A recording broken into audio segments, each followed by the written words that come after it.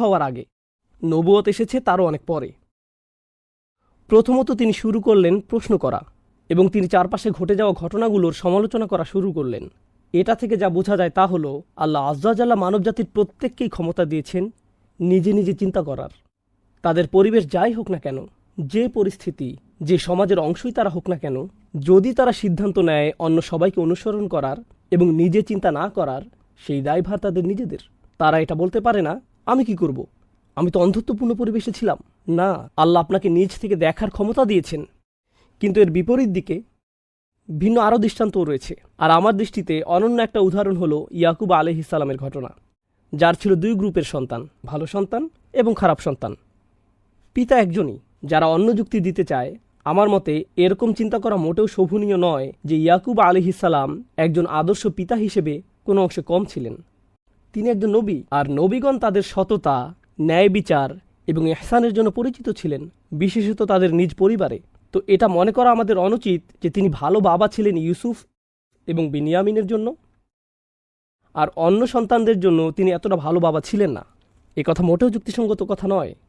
তিনি একজন বাবা, আর তিনি তার সর্বোচ্চ চেষ্টা করেছেন সন্তানদেরকে লালন পালন করার জন্য। আর মনোযোগ দিয়ে সূরা ইউসুফ পাঠ করলে দেখবেন, পরবর্তীতেও তিনি আসলে ওই সকল সন্তানদের সুপরামর্শ, সদ উপদেশ দিয়েছেন। তো এটা ভাবার কোনো কারণ নেই যে তিনি দ্বিমুখী নীতি অবলম্বন করেছেন। আমি যা বলতে চাচ্ছি, তিনি একজন বাবা হিসেবে, একজন গৃহকর্তা হিসেবে তার সাধ্যমতো সব কিছু করেছিলেন তার সন্তানদেরকে ভালো পরিবেশ এবং ভালো শিক্ষা দেওয়ার জন্য। কিন্তু তারপরেও ফলাফল আসলো সম্পূর্ণ ভিন্ন। তাদের ব্যবধান ছিল দুই মেরুর মতো। আর যে কারণে এটা আরও ইন্টারেস্টিং হয়েছে তা হলো, ইউসুফ আলাইহিস সালাম খুব অল্প বয়সে তার কাছ থেকে আলাদা হয়েছিলেন। তিনি পিতার পরিচর্যা পেলেন না। যখন সমাজে বেড়ে উঠতে লাগলেন, যখন যৌবনে পদার্পণ করলেন, আমরা জানি আল্লাহ আজ্জা ওয়া জাল্লা তাকে সৃষ্টি করেছিলেন অনেক সুন্দর করে। আল্লাহ তাকে দিয়েছিলেন তীক্ষ্ণ বুদ্ধিমত্তা এবং সৎ চরিত্র। কিন্তু তিনি বসবাস করছেন একটি দূষিত সমাজে, একজন রাজনীতিবিদের ঘরে। আর তিনি ছিলেন একজন কম বয়সী দাস। তার উপর কোনো পিতামাতার তত্ত্বাবধান ছিল না। এক হিসেবে তিনি যা ইচ্ছে তাই করতে পারতেন তার নিজের গণ্ডির মধ্যে। আর তার উপরে পরবর্তীতে তার উপর খারাপ কাজের অভিযোগ করা হয়েছিল।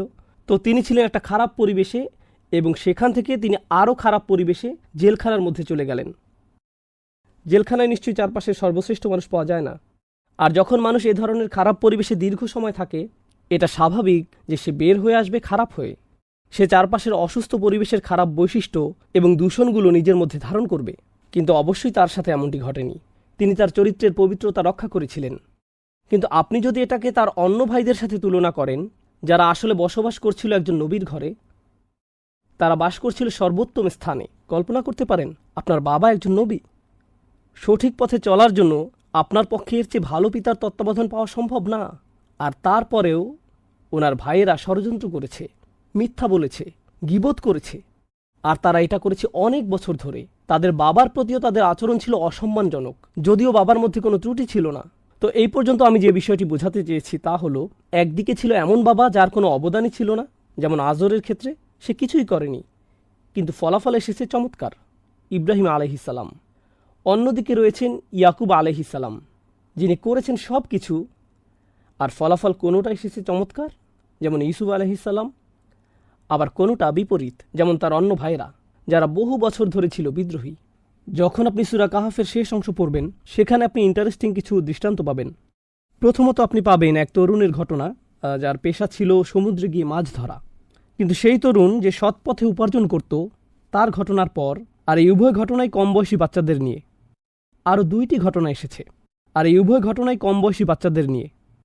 একটি ছোট বালককে হত্যা করা হলো, আর পরবর্তীতে যে কারণ বর্ণনা করা হলো, এই শিশুটি যদি বড় হতো, তার বাবা মায়ের জন্য সে আতঙ্কের বিষয়ে পরিণত হতো। আর এটা ইন্টারেস্টিং যে তার বাবা মা সম্পর্কে যা বলা হয়েছে তা হলো, আবাওয়াহু মুমিনাইন কান আবাওয়াহু মুমিনাইনি সালিহাইন। তার বাবা মা উভয়ই ছিল ধার্মিক, ভালো মুসলিম। তো তারা হলেন দুইজন ভালো বাবা মা, যারা সর্বাত্মক চেষ্টা দিয়ে শিশুটিকে লালন পালন করবেন, আর সে তাদের জন্য আতঙ্কের বিষয় পরিণত হবে।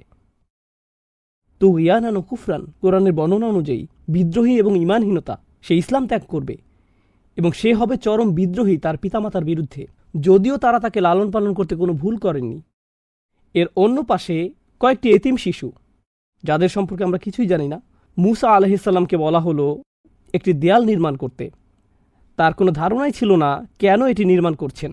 অবশেষে যখন তাকে কারণ ব্যাখ্যা করা হলো, এর কারণ ছিল তাদের বাবা, যিনি ছিলেন একজন ভালো মানুষ। ওয়াকানা আবুহুমা সালিহা, তাদের বাবা ছিল ভালো মানুষ যে কয়েকদিন আগে মারা গিয়েছে।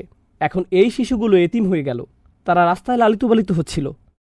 কিন্তু আল্লাহ আয্যা জাল্লা চাইলেন ভবিষ্যতে তারা ভালো জীবনযাপন করুক, তিনি তাদের ভবিষ্যৎ নিরাপদ করলেন। আমি যা বোঝাতে চাচ্ছি তা হলো, এই জীবনে আমাদের সন্তানদের বিষয়ে আমাদের মোটেই কোনো কন্ট্রোল নেই। আমাদের দায়িত্ব আছে কিন্তু কন্ট্রোল নেই। আর আমাদেরকে এই দুইটি জিনিসের পার্থক্য বুঝতে হবে। আমার বাবা মায়ের প্রতি আমার দায়িত্ব আছে, কিন্তু আমি আমার বাবা মাকে কন্ট্রোল করতে পারি না। আমার দায়িত্ব আছে আমার সন্তানদের জন্য একটা নির্দিষ্ট বয়স পর্যন্ত, যতদিন পর্যন্ত না তারা নিজেদের ব্যাপারে আল্লাহর কাছে জবাবদিহি করার বয়সে পৌঁছে। যখন তারা বালিগ হয়ে যায়, যখন আল্লাহর কাছে তারা প্রাপ্তবয়স্ক বিবেচিত হয়, এরপরে তারা যখন আল্লাহর সামনে বিচারের সম্মুখীন হবে, তখন আল্লাহ আপনাকে প্রথমে জিজ্ঞেস করবেন না, তিনি তাদেরকেই সরাসরি জিজ্ঞেস করবেন। কারণ কুল্লুহুম আতিহি ইয়াউমাল কিয়ামাতি ফারদা, প্রত্যেকেই একাকী আল্লাহর সামনে দাঁড়াবে, একা একা, কেউ সাথে যাবে না। আর সন্তান লালন পালন করা অবস্থায় যখন তারা একটা নির্দিষ্ট অবস্থানে পৌঁছে, তাদের জন্য আমাদের ভালোবাসা শেষ হয়ে যায় না, তাদের জন্য আমাদের উদ্বেগ শেষ হয়ে যায় না, তাদের জন্য আমাদের দোয়া শেষ হয়ে যায় না, তারা ভালো জীবনযাপন করুক আমাদের এই আকাঙ্ক্ষা শেষ হয়ে যায় না।